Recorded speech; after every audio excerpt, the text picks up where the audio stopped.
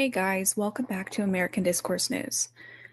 Last night, Baron Coleman had a stream that I wanted to react to because I think he brought up some new points in the Charlie Kirk case that may have been a little bit overlooked. And then I want to show you a video where I think it's important to just take a peek at and kind of help put all of this stuff together. So what I'm going to do is pull up Baron's podcast and just let him talk for a while, and then I will react to that. So I'm going to pull that up here. So I want to start the way, let me see the best way to start this. I think I want to start this way.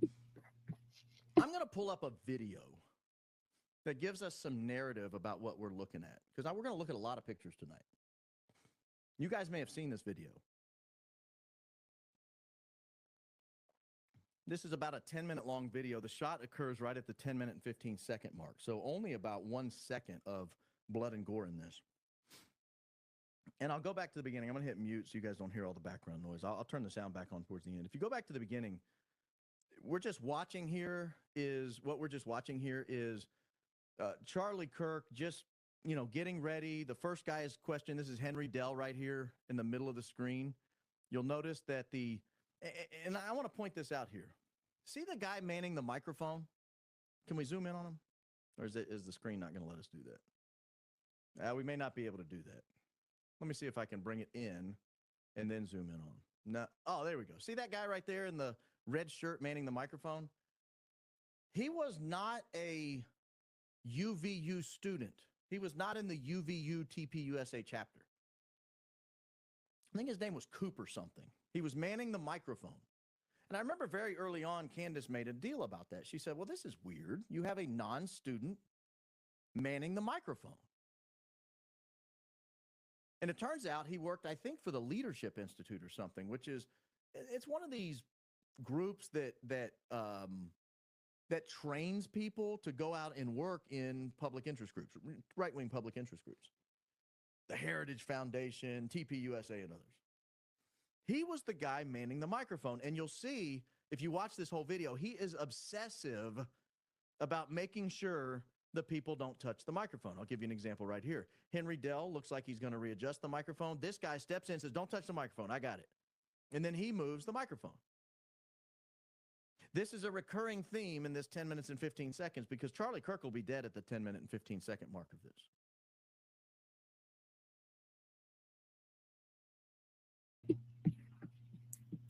Okay, so what I wanted to hop in and say here is I went back and watched his Charlie Kirk's last video before the UVU. So it was in California. It was May 1st. And I did find that is a common theme during these Prove Me Wrong. So the students aren't allowed to touch the mic. So that's actually normal. So that just to put that out there, this is easily refuted. Baron was doing this live, so I wanted to go back and actually check this information. So I don't know if the Cooper guy is necessarily, I don't think he's necessarily like suspicious, but the microphone itself may come into play here. So let's let Baron keep talking. But you'll see what's happening here. And I'll just flip around a little bit. Charlie Kirk holding his microphone. He's answering questions. This guy's Henry Dell here in the middle. He's the one pumping his fist, looking around at the crowd. He's asking the first set of questions. I think if I recall, his questions were about the Mormon faith and how it related to Christianity and Charlie's relationship with it. To give you an idea of some of the background characters, here on the far left, now out of screen, now back in screen, the guy in the short sleeve black shirt here standing up behind Charlie to Charlie's, 4 o'clock? That's Dan Flood. He's the guy that gives the arm signal. Over here on the other side of the screen, of course, texting in the white shirt and backpack, that's Mikey McCoy. That guy right there, let me pause that in case they move it again. See the guy looking down at his phone on the far right in the tan shirt? That's the chief of audio video or whatever he is. He's a contractor, but he is like the head guy for audio video from TPUSA. And reminder, this is the guy that sent that video to Candace Owens saying he's dead. He's dead, or he put it out. I can't remember if he put it out or sent it to Candace Owens. I can't remember. But he's that guy stating that Charlie Kirk is dead. And everyone's like, how would he know that? Anyway, I'll let Baron keep going here.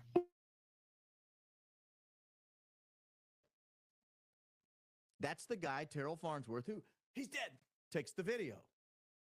I always wondered how Terrell Farnsworth was so confident Charlie Kirk had died. Because he saw almost as much as Mikey McCoy saw and Blake Neff. Saw something, boom, looked up, and ran off. But then he immediately grabs a phone, starts taking selfies, and saying that Charlie's dead. Tonight might give us a clue why Terrell Farnsworth knew so intimately the details. Yeah, don't forget to hit the like button. This is Baron Coleman. I break every rule. I'm supposed to announce my name. I'm supposed to invite you to subscribe, like, share. What else? Click the notification button. I'm supposed to tell you the name of the show. This is a Real Baron podcast. I am Baron Coleman. I'm supposed to give you my schedule. I'm here 3 or 4, sometimes 5 nights a week. Guys, sorry. Thank you, commenters, for taking care of it. All right, let me get back to the meat because I don't want to be here all night. So you'll see what happens is Charlie asks, the audience asks a question. Henry Dell down here in the lower right, he'll ask a question. It flips back to Charlie. He picks up his microphone and he answers the question. You know, and then watch what he does in between questions. So he answers the question. He talk. He puts the microphone down. So sometimes he puts the microphone down on the table, and sometimes he holds the microphone with 1 or 2 hands in his lap. It's a key fact. We're going to come back to this. The key fact. And if I had the volume on right now, what you would notice is the microphone's on the table and there is no feedback. And that's a key fact as well. We'll learn here in just a little bit.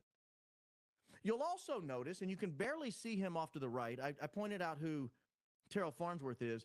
There's a guy down here on his knees. Let me see if I can find an image where he is more visible. See the guy in the white hat that says 1776 standing right next to Terrell Farnsworth? Can I zoom that in? Yeah. That guy right there in the 1776, the white hat with the dark brim. See that? He, the entire time, just about the entire time Charlie Kirk is talking, from the moment he went on stage until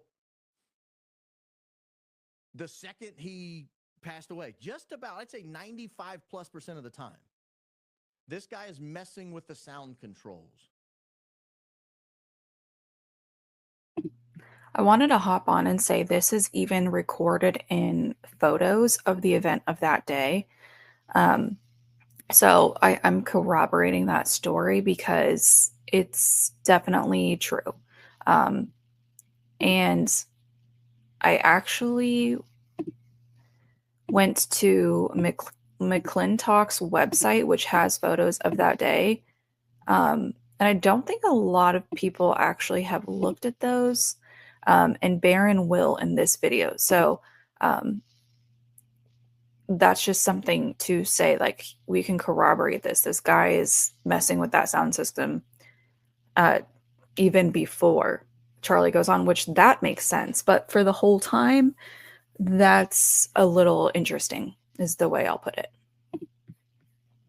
Down to Charlie Kirk's left, right at his, 9 o'clock? He's down there messing with the sound controls. And this guy, Terrell Farnsworth, his boss, is hawking him, standing right over him, hawking him. I don't know the guy's name in the 1776 shirt. So let's fast forward a little bit, and let's just get an idea of how this pattern works. Charlie answers a question. Henry Dell asks a question. Charlie answers a question. And watch what he does with the microphone. Sometimes he puts it on the table. Sometimes he holds it. See how he's holding the microphone there? He didn't put it down. He drops it in between his lap. So if you were going to try to time this, what you would do is you would wait for Charlie Kirk to finish answering a question. And if you wanted to time it just as he dropped the microphone and before he put it on the table, if he was going to, you would need some way to send out a timing mechanism that we've got about 1 second or less left. And this is going to be important. I promise you this is going to be important. I'm raising issues. I don't want anyone to think for a second I'm stating with definitive reality anything tonight. What I am doing is I've gotten a lot of emails on this issue. I looked into it and I thought, holy mackerel, that's pretty compelling. And so I want to raise the issue. I haven't seen really anyone else talking about it. So I want to raise the issue and I want to hear from you guys, and I'll go through and I'll read some comments. I want to hear from you guys what you think. But let me go through and play some stuff. So let me fast forward now that you kind of got a thing. Notice as I skip around and I skip forward. Okay, I'm back here at the 0 minute mark. I've got 1776 hat leaning over, messing with the controls, right? Let me just skip through. 39 second, leaning over, messing with the controls. Minute 24, nowhere to be found. 212, leaning over, messing with the controls. Well, there I can't see him. To 309, leaning over, messing with the controls. These are the sound controls. Now he's standing up talking to his boss right next to the sound controls. Now he's leaning over, messing with the sound controls at 402. Leaning over, messing with the sound controls at 433. Leaning over, messing with the sound controls at 448. 543, what do you think he's doing? 610, leaning over, messing with the sound controls. 647, leaning over, messing with the sound controls. 720, leaning over, messing with the sound controls. 754, leaning over, messing with the sound controls. 813, leaning over, messing with the sound controls.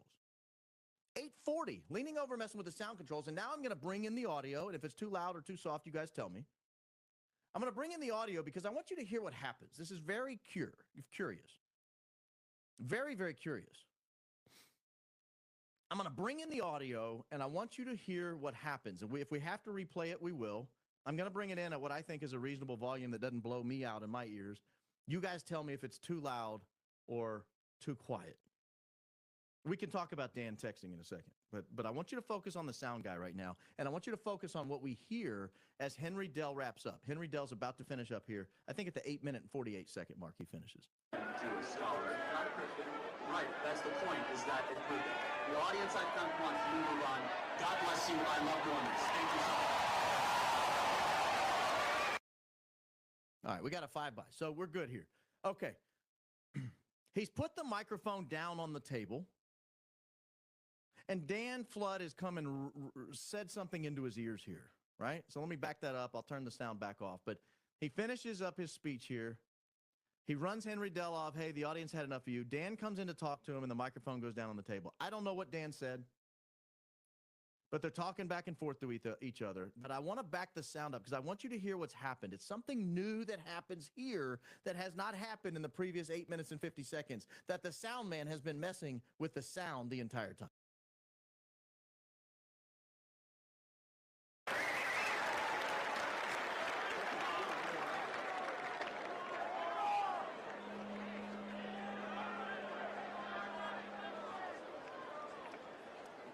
Hello. Hi. Yeah, is it working? Hey, Charlie. Hey, hopefully we're going to have a little bit more disagreement. All right. Hi, yeah, so just wanted to, a few weeks ago,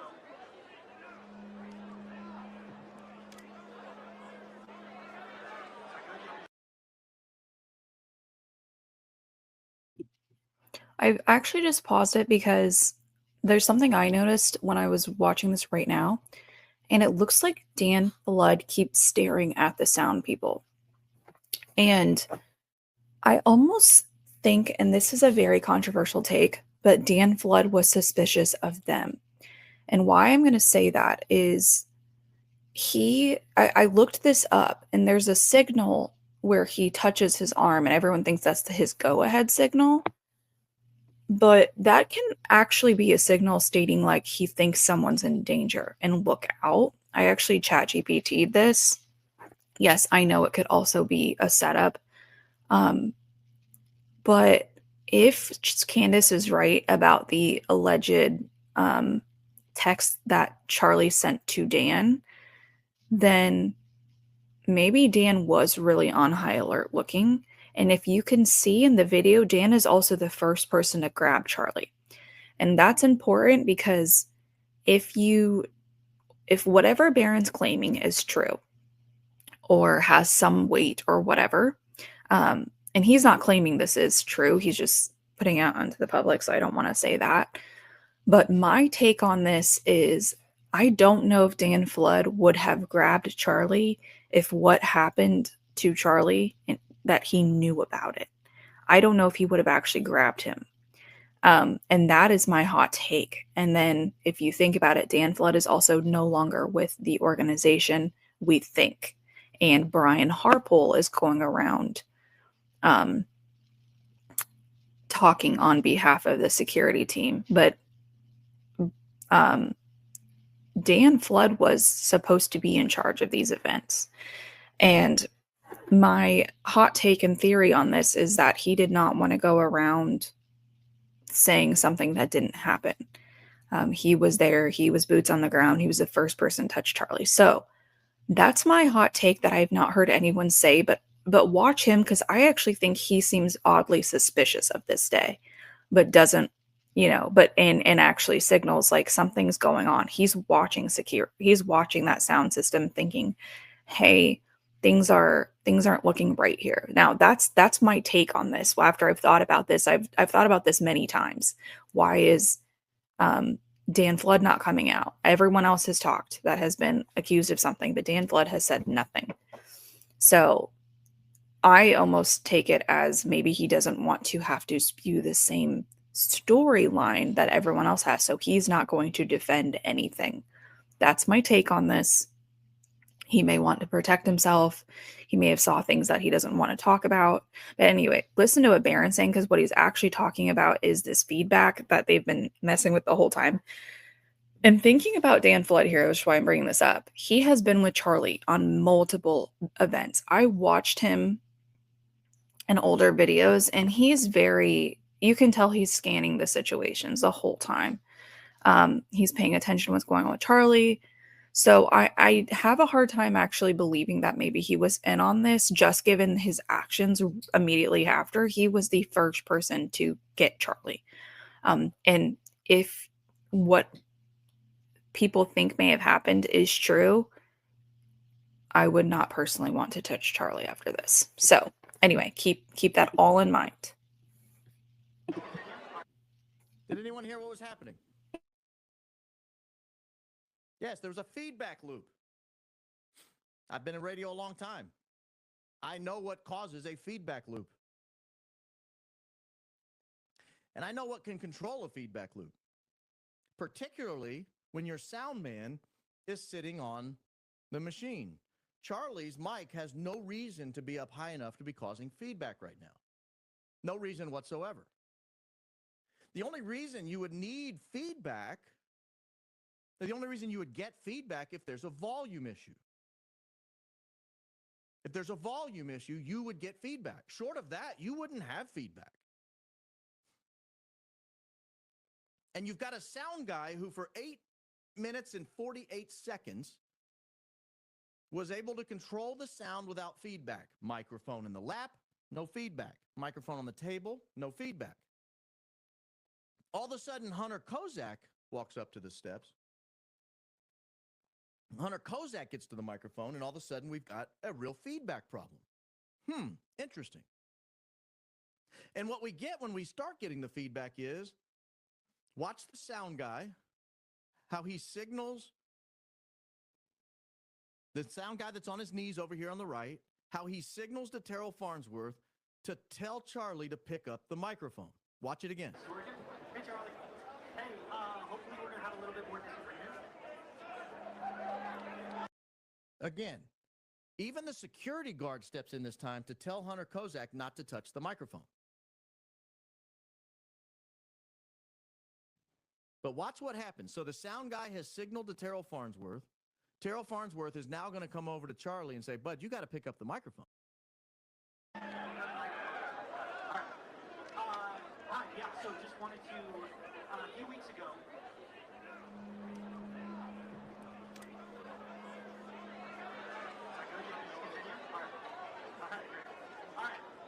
a few weeks ago there was a transgender mass shooter, and ever since then, about 3 weeks later, the Trump DOJ said that we should start talking about.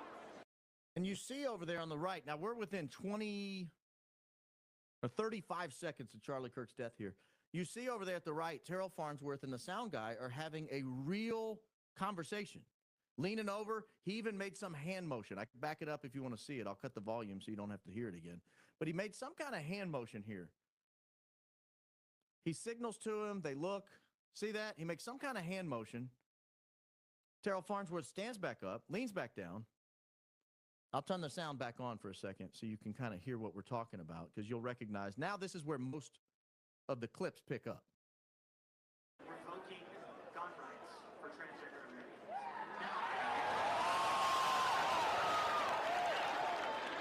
I think it's important to say, yeah, is that what you're saying? All right, great. So, do you know how many transgender Americans have been mass shooters over the last 10 years? Now, from this point forward, I don't believe he puts the microphone down. Or maybe he puts it down one time and the next time he holds it up. But that was the transgender count. How many transgenders have been shooters over the last 5 years? Too many. It's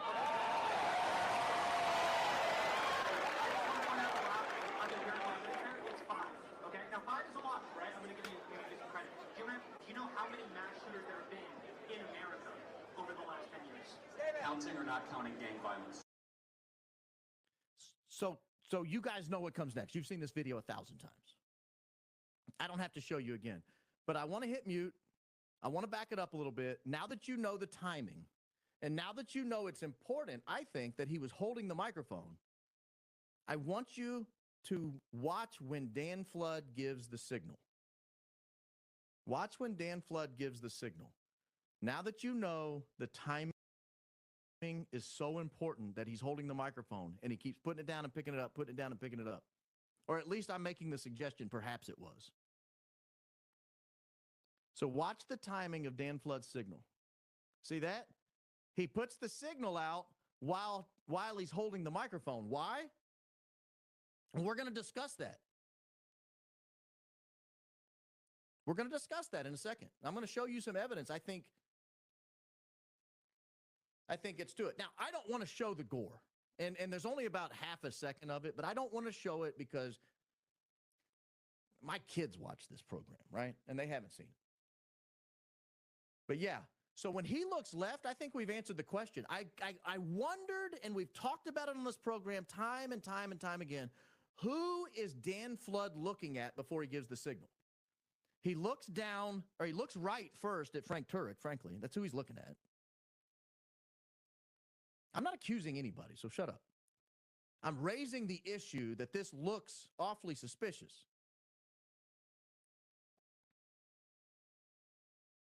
Someone just made a good point. Let's watch the 9:41 mark here. It's 9:35. It's rolling, it's rolling, it's rolling, it's rolling. What happens at the 9:41 mark? No, that's just him wiping his brow. He's not turning on his meta glasses. I don't think that was it. I think it was just him wiping his brow. But let's just say if you wanted to explore the possibility that this microphone was important, and it was important that he was holding the microphone, you would have to signal the timing so that Charlie was holding the microphone, because he kept putting it down. And this is where I kind of I diverge a little bit with what they are saying, because I think Dan was watching them because they were acting really strange.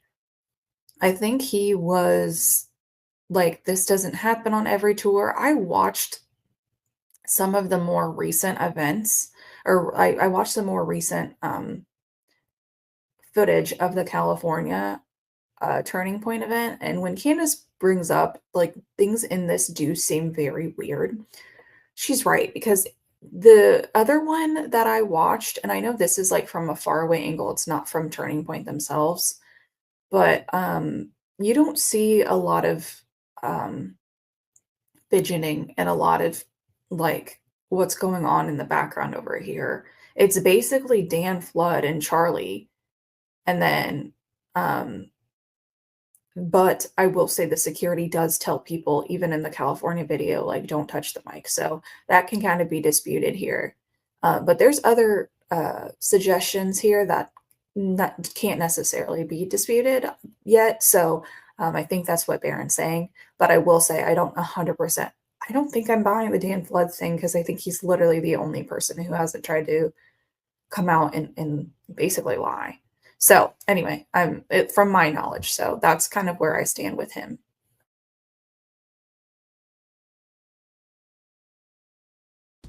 It takes bold choices to meet our next big moment. Okay, so let's just allow this to sort of play out through some images. You guys know what happens. I'm not gonna delete that or take that off the thing, but I'll come back to it. But I want to now look at some images. To begin with, do you guys know where that microphone is today? Is anyone aware of where that microphone is? I'll show you. That microphone was most recently at Mar-a-Lago during the $10,000 a plate dinner. That's where the microphone was. Now, it's strange to me because there were a lot of things that you could put on display if you wanted to signify Charlie. There's a beautiful portrait, for example, right next to it. You could have his necklace that Erica Kirk held up. You could have one of the T-shirts, the Freedom T-shirts. Those have taken off. You could have one of those 47 hats. But the microphone's a weird touch, I'll be honest with you. It's a weird touch. So that's where the microphone is today. It's in a glass case. It travels around apparently, and recently it was on display at Mar-a-Lago. I don't know precisely where it's located today. So that's question one. Where is the microphone? Now, let's ask question two. What did Charlie's hand look like holding the microphone mere seconds before the shot went off? Or the loud noise went off, we'll call it now. What did his hand look like? That's a good image of his hand there. This is from a tweet I put up today. That is what his hand looked like. Notice the hand. Look at the hand. Examine the hand.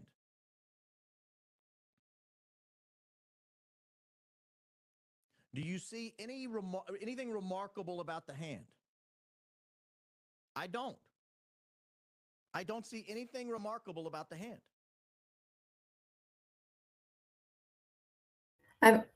I'm also going to hop in here, look at his arm again, and you don't see two dots. And Baron's going to also talk about the two dots on his arm that you see after this event. But we're going to pause here just to show you. So anyway, just take a look there, and then we'll let Baron continue. So let's see what his hand looked like immediately following. This is a picture taken 20-something seconds. I think 22 or 3 I counted out. And I wasn't sure exactly when it was taken, so I gave like a 2-second window. This is his hand taken immediately after. What does that look like to you? That's not blood.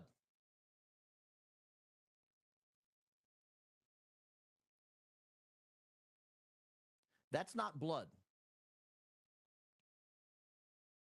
And there's something else about this. You see these two dots up here? What are those? For those saying bruise, he just died, like instantly. You see how shiny that knuckle is right there? Have you ever burned your hand on the stove? Have you ever burned your hand on a pan when you reach in and grab something and you see a little shine on it? And you start to rub some butter on it or you put some water over it? So that'll give you an idea of that. I'm going to show you a couple more pictures of the immediate aftermath.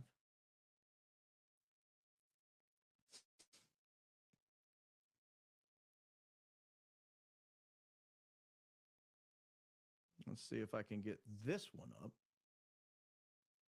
You guys may not have seen this one.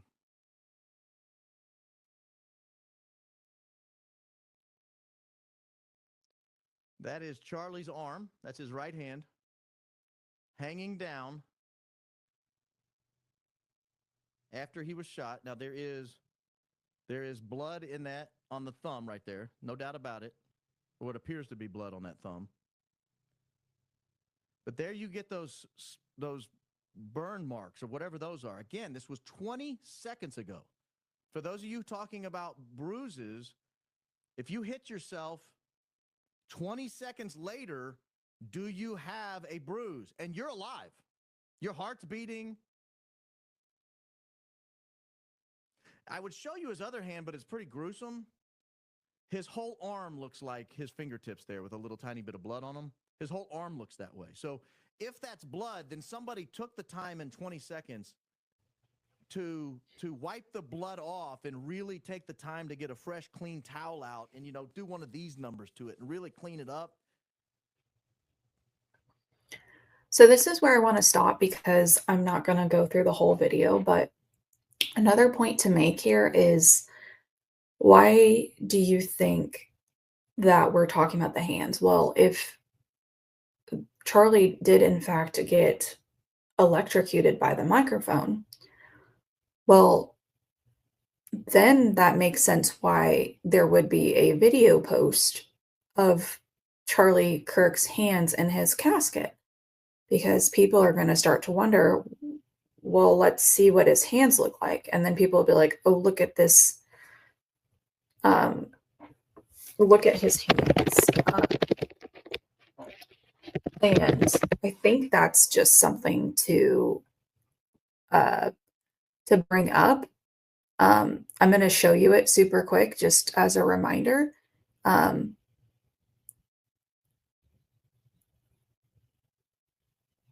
trying to pull it up where I can pull it, and it's not like an image on here. You're only going to be able to see it small because it's going to try and route me to a video. Okay, do you see here where his hand is heavily make-upped? It almost looks like a prosthetic. And obviously we're only seeing the top of his hand here. This looks completely fake to me, but do you see, like, why would we, not to be rude, but why would we ever even see this? Doesn't really make a lot of sense to us. And why would they video this? So I think it's kind of to cover up for if someone wanted to start asking questions about his hand. Okay. Let's get back to our video.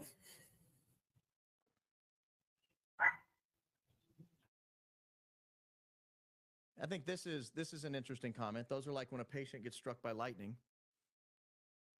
So let's keep looking here. Is there another one? Yes, there's another one right here.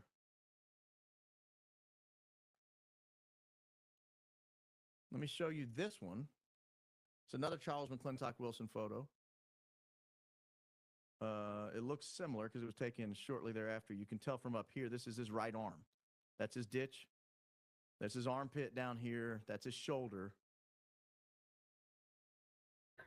Okay, so I'm going to also point something out that a viewer pointed out later on in the stream, and we're not going to get to it, so I'm going to point it out right here. Look at that armpit redness. Charlie Kirk does not have a tattoo. A woman in the stream who is a nurse said that can happen in the armpit after an electrocution, where the blood pools up in the armpit area. So look at that closer. That's not, that may not be blood. I really don't know. I actually think it could be blood on that part, but the hands portion they do look fried.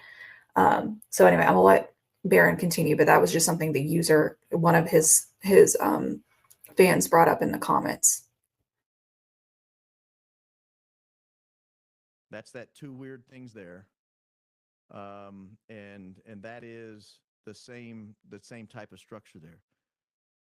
So that's his right arm. What does his left arm look like? What does his left arm look like? We're going to look at his left arm now for a second.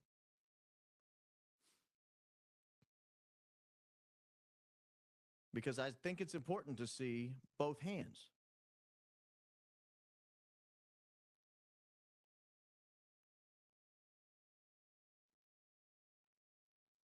Now, keep in mind how clean and neat and everything his hands look just a moment ago, right before I can pull that picture back up if you need to see it.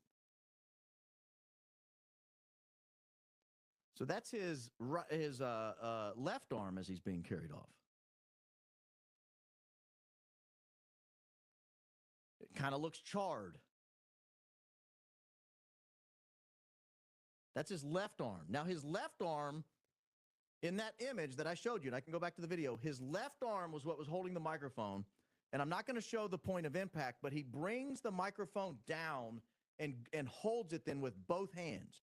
It's at that moment when he grabs it with both hands, the shirt flies up and he gets tense. And I'm going to tell you what kind of led me down this path, and I'm going to show you a few more pictures. This is also why I'm showing this video is when I first saw that video, the first time I ever saw it, and I don't even possess it. I don't really want to watch it again. But to me, he looked shocked. I mean, the literal word shocked when I watched that video. And this is what's crazy to me is the psyop that was instantly put out there. Because my initial instinct was he was shocked. And blood just pooled out of his neck. I didn't see a bullet. I never saw a bullet. In any freeze frame, I've never seen it. But I did feel like he was shocked. So that's probably why that video has been scrubbed and they probably doctored it, is because your initial reaction when you watch the video, the only thing that contradicts it is the sound. And you're like, what is that sound? I've heard that sound before. But it didn't necessarily sound like a big gun. And that's why a lot of people were saying, this is an exit wound, at least. That no one saw a bullet enter. And that when they first saw that video, and that sound does not match up with a 30-06. And there's been tons of videos disputing this.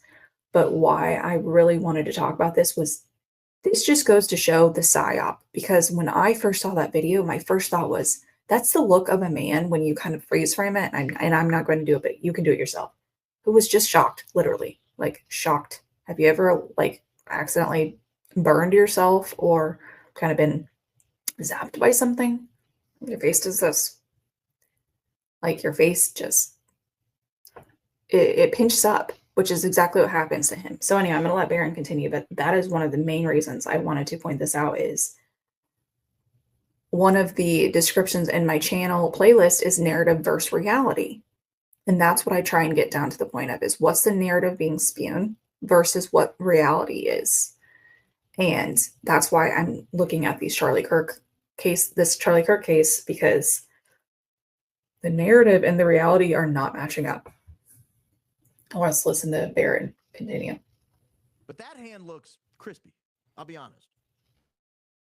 The right hand looked like it had been tased or something, but the left hand looks just fried, in my humble opinion. I'm going to show you what led me down this path without showing the video, and it's hard to do without showing the video. When I first asked the question the other day, why was Charlie still holding on to the microphone when he was dead? Why was Charlie still holding on to the microphone when he was dead? I asked the question. Charlie's dead right now. And we're told.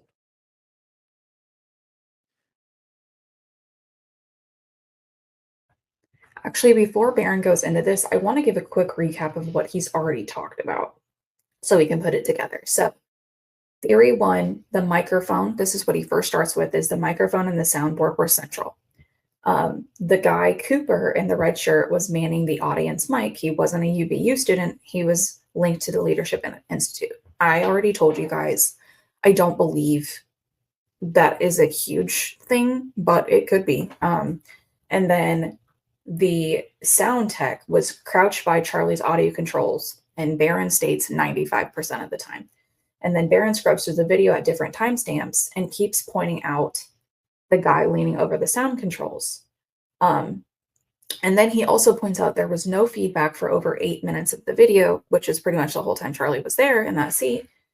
And then he does point out that Charlie sometimes puts his mic down on the table in his lap. He's never had any issues with the feedback. Only when the final questioner, Hunter Kovac, comes up, do we get sudden strong feedback loop, which may implicate interference. And Barron states experienced AV hands can prevent feedback. So sudden feedback right then suggests someone changed levels on purpose. So something was changed.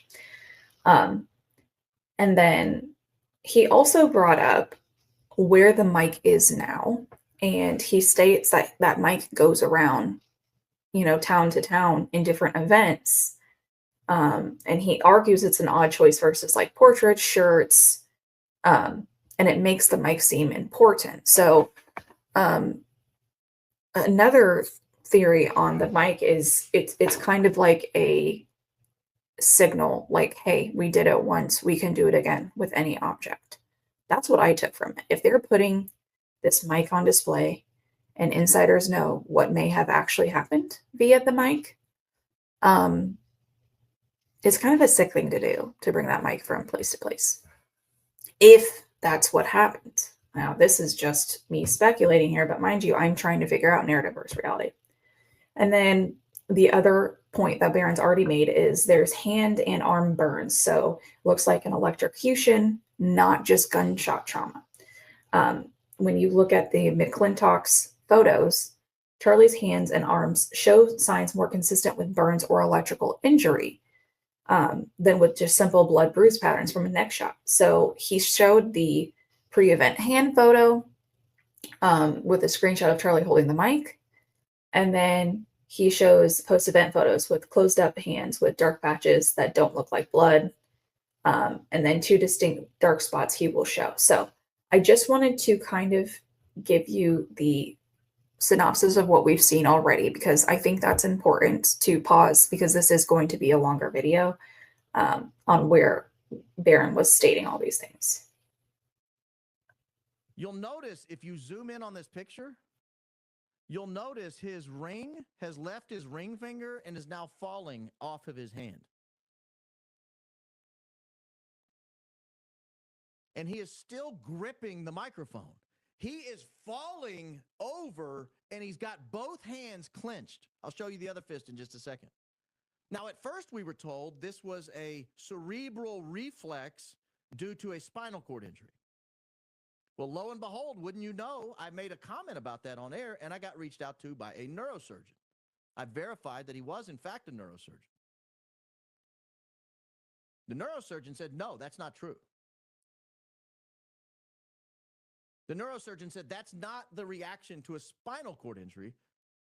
And then actually a nurse told me this today, who I was talking to about these images. The nurse said the same thing. That's not a spinal cord injury that makes you do this. That's a brain injury, a deep brain injury, or an electrocution. The neurosurgeon's the one that put me on electrocution. Because I said, why is he still holding onto the microphone? And somebody said, oh, he's a spinal cord injury. Neurosurgeon writes in and says, that ain't a neurosurgery. That's not a neuro injury. And this is what I'm talking about. When I first saw the video, he clenched up, his face tensed up, and that was my first reaction. When I watched that video live, I thought, oh my gosh, number one, why did he look like he was just shocked? 2, when you see a gunshot, blood spurts, and this time it pooled, and it was more like it was being drained out of him, which is disgusting, but like it's like he burst from the inside.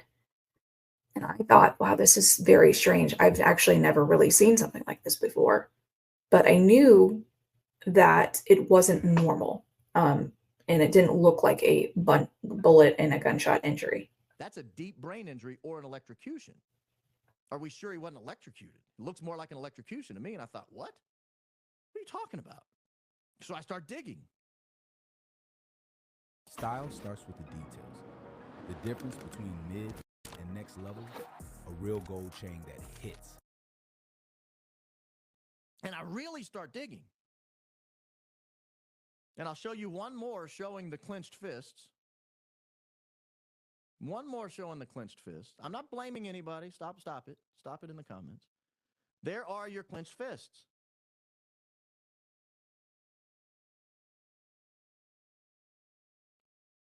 And again, this is an earlier image than the one I just showed you because he's coming up, and then you'll see in a second, I'll show another image where he drops it, and you'll see what his hand looks like when he drops it. It's pretty crazy. Keep in mind, there's no blood on his hand. He hadn't hit the ground yet. So don't tell me it's a bruise. Don't tell me it's dirt unless he just was like farming with bare hands right before he went on the air, or right before he started the event.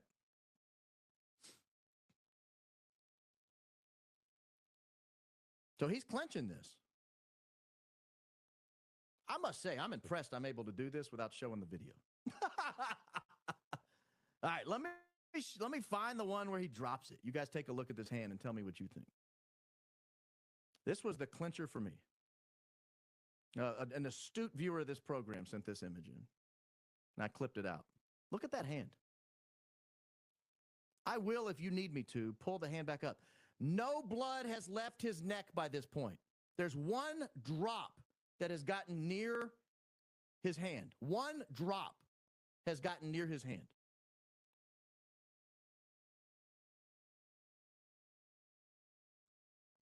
That hand is fried.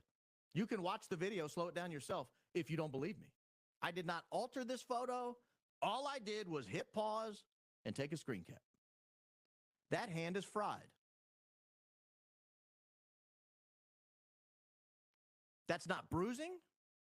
The event just happened a second and a half ago. That's not a bruise.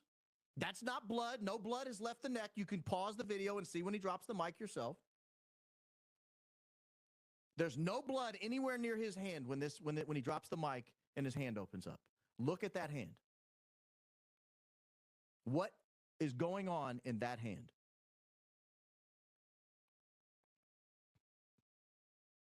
Yeah. Have you wondered why his hands looked like that in the casket? Have you thought about that? You guys have seen dead people. You guys have been to funerals. Have you ever seen a hand that looked like a mannequin?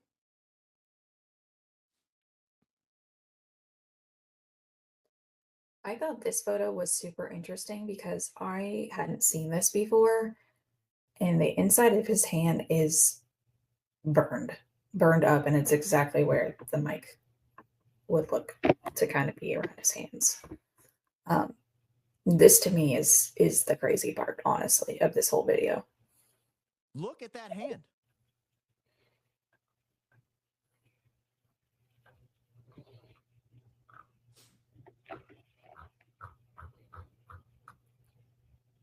So a few questions remain. Well, I should show this one as well. I don't think I've shown this one yet. You'll see some. Is it bad in there? Hold, please.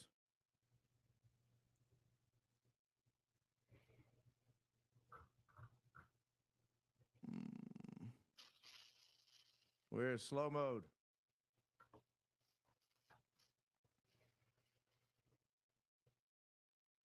I'll have to let you guys hash it out. Guys, don't spam. Just comment every 30 seconds or so. Because now I got to go through and try to figure out where slow mode is. I want to go through and play the video now. Now that I can't figure it out. You guys fend for yourselves over there. I want to go play the video now. And then I want to go harken back about 10 weeks in this program. I want to show you something we covered. But I want to go play this video again real quick, if I can find it now that I tried to turn on slow mode. And now I want you to watch with fresh eyes what all is happening with the sound guy, with the security guy, with the supervisor of the sound guy, while we are, hold on. Why am I not getting this as an option? There it is. Now I want you to watch what all's going on with fresh eyes. I will turn the sound on and I will turn myself off. I love doing this. Thank you so much.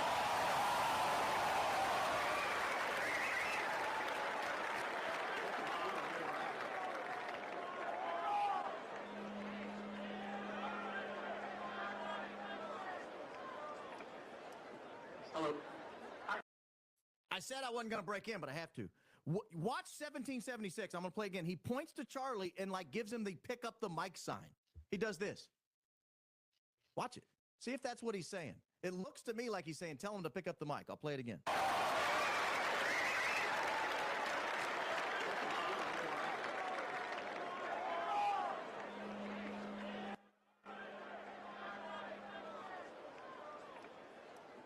There it was.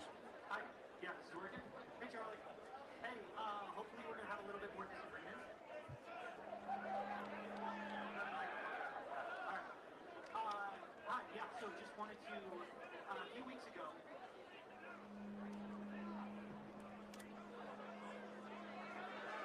you want me to continue? All right.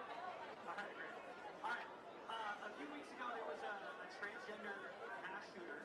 And ever since then, about 3 weeks later, the Trump DOJ said that we should. Pay attention to how he picks up the mic and puts it down, and watch the timing with Dan Flood as he does it. I think it's important this decision. Yeah, is that what you said? All right, great. So, do you know how many transgender Americans have been mass shooters over the last 10 years? Too many.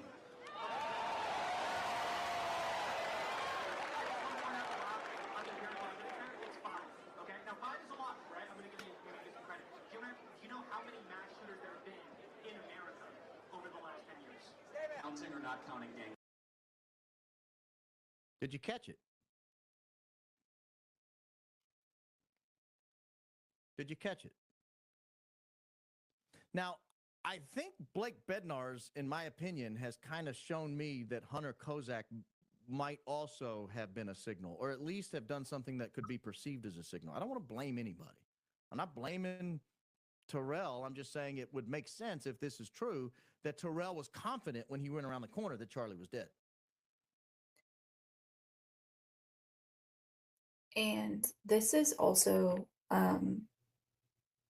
what I'm more in the camp of, is that maybe Hunter had more to do with it because he has connections in media.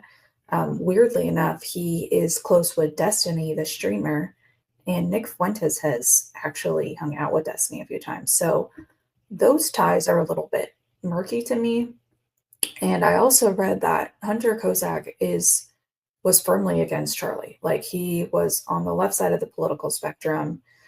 So if he would be willing to be an accomplice in anything, I have no idea. But he did have more signals of not just being some random person. He's not inconsequential. Like, people do know about him. So I think it's actually even interesting that Charlie doesn't bring that up. Like, hey, I know you. But maybe for just the sake of the argument, maybe he is like, well, people are planted here all the time. Groypers come all the time. Okay, I'll debate you. I'm not really even going to give into this. So I think I'm going to stop the video here because this is an extremely long video from Baron. As you can see, we're only 42 minutes in. And there's 2 hours and 50 minutes of very in-depth talking points around what this could mean. I will say throughout the video, Baron emphasizes that he's just presenting theories and not conclusions.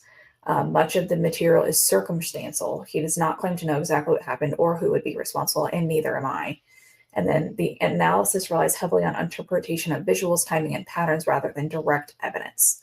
So this is just trying to figure out what has been told to us. I think this was pretty eye-opening for me, that maybe what I was seeing the first time I saw it made more sense to me than what has been put out since then. And until the FBI or Utah police can shut down some of these questions and provide more solid evidence, which may come with the court case, I have no idea what their plan is. That most of us did have reasons to question this story. And I don't think we are crazy for questioning them. So I just wanted to make sure I hit on some of those stuff today. Baron has a lot more information, and I'm going to quickly go over what he also talked about in the video. So he said that he was talking right then. He was about to start talking about signaling and coordination, which we touched on a little bit with the Hunter Kozak, Dan Flood theories. I'm not in a big Dan Flood hater camp. I think he might have his own reasons to have been doing that stuff. And I almost think he was signaling to other people that something was going on. And then there's also a theory of the simulated gunshot or a secondary device. The audio effects or the speakers could have produced the sound of that gunshot sound. There's also a video online that compares that sound to the sound that goes off when you start a race. And I actually think that makes a lot of sense as a sound effect, which is pretty much what you hear when you watch these videos. And then Darren also gets into the medical documentation, how this could have been a cover-up. He talks more about the government flights and the high-level involvement there.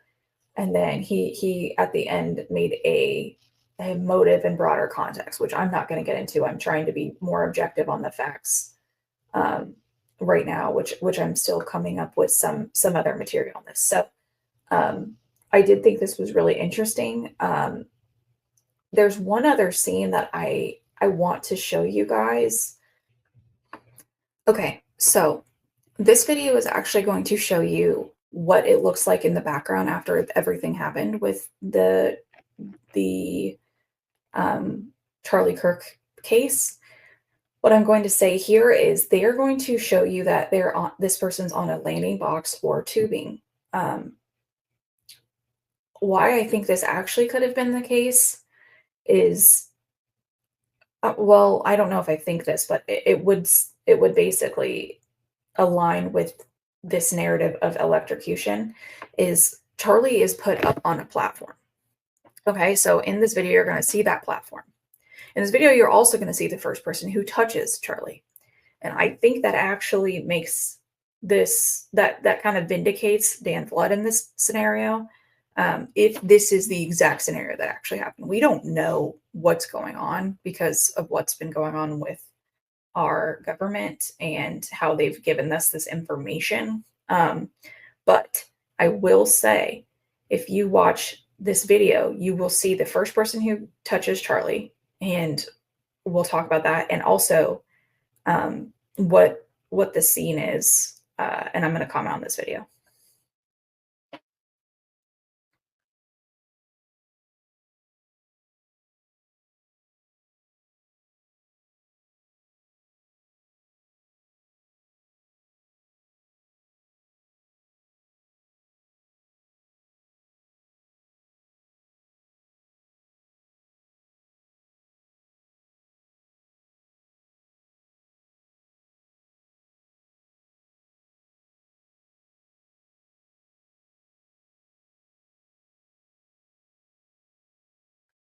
Okay, so right here, you can easily see they're trying to point to that platform there, which he is raised on a platform.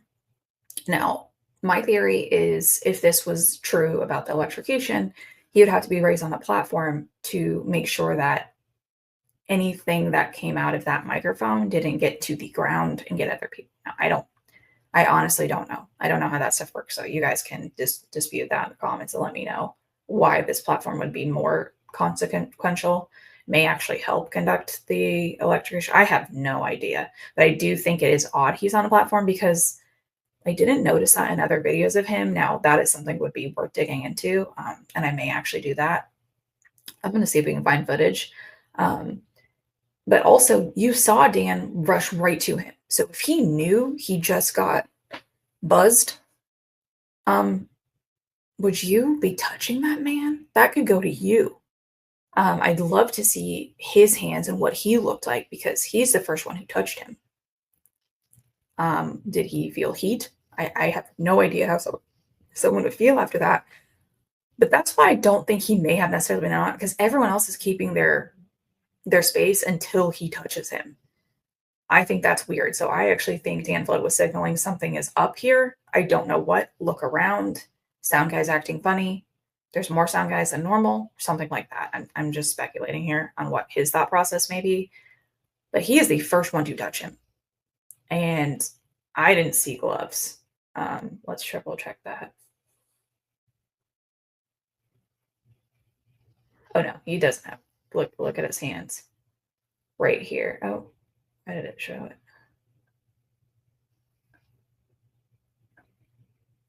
No, he's not wearing gloves at all. That's him touching him.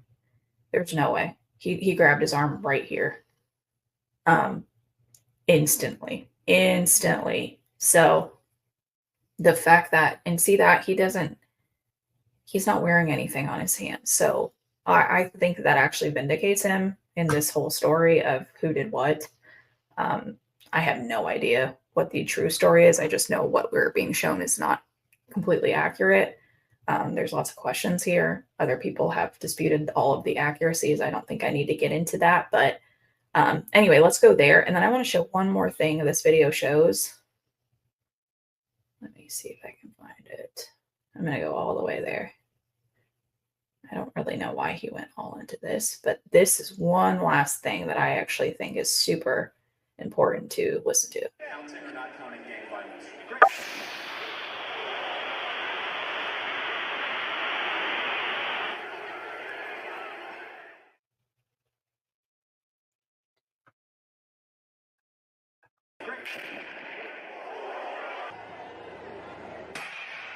Well, it was said that Ingebrigtsen was unbeatable 12 months ago.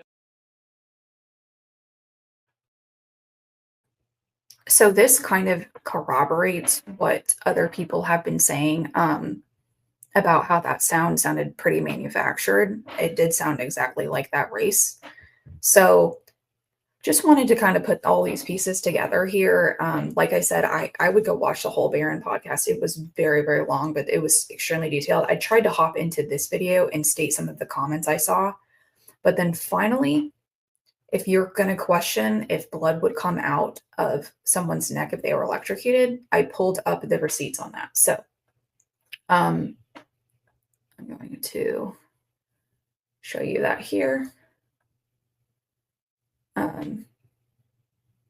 Try and pull it into the screen. Okay, I'm going to have to do this a different way.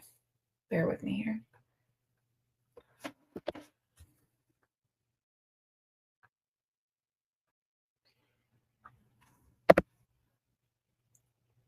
Okay, so this is a National Library of Medicine. So that is a trusted source.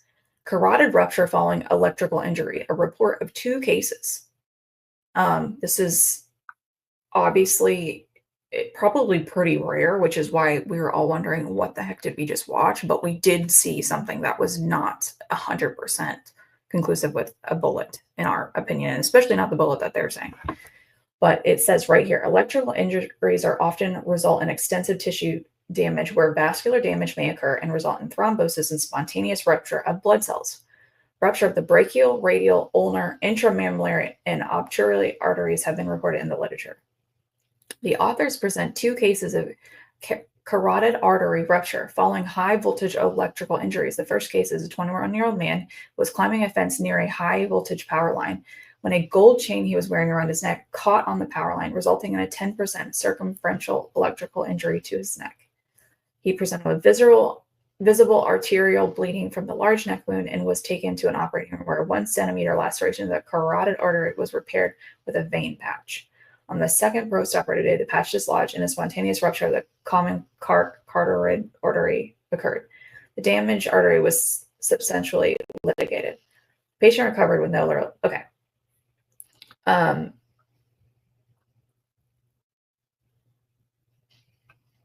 So it sounds like this can happen. It can rupture your carotid. I'm not a doctor here, but I saw it in the chats and Baron's video that nurses and doctors did weigh in, and it was a possibility. So people can't say, oh, that's bad evidence. Well, it doesn't sound like it's bad evidence. It sounds like people have actually corroborated that. So that's what I wanted to cover today. I thought this was kind of breaking news in the Charlie Kirk case where Baron actually put together all of the evidence for maybe this is how it was done. Now, you cannot allege who is in the fault for any of this. No one knows until they ask the parties in question, until you get more experts on the case. But as more of a citizen journalism take, it is okay for us to ask questions. And that is why I wanted to keep kind of poking at this Charlie Kirk case. I've done a couple other videos now on Charlie Kirk and what has been reported on thus far. I have another video coming out as well. So I would encourage you to check that out. This one I did a little bit last minute after watching Barron's podcast, but I do encourage you to watch the video I did on the deal that was made after Charlie Kirk was assassinated, because this kind of helps to put in perspective what Candace was talking about when she said, Charlie refused a deal. So whatever that deal was, I may have at least found something that resembles a similar deal to what she was talking about, and how Charlie Kirk was actually directly involved with the group that took the deal. So anyway, please watch that video, because I have not seen anyone report on that side of the spectrum of what was the actual deal that was made. Can we talk about the deal that was turned down? That has been largely left out because we're trying to figure out who did this or what was the true story. But I think we need to get into the largely unreported on deal side of that. So please check that video out and like and subscribe. Let me know what you think in the comments. I thought Barron did a really great job on this. I will be linking his podcast to this video in the description so you can watch the whole thing, and you should. Has a lot of good information. Barron was formerly, I don't know if he still practices, but was a lawyer. So the way he puts together evidence, you can tell he's presenting a case against something. Now, I'm not saying he's corroborating and saying, hey, this is exactly what happened. But what I am saying is he can at least put together a compelling version of events. Anyway, I hope everyone has a great day. And let me know if you have anything else you want me to cover on the Charlie Kirk case. Bye, guys.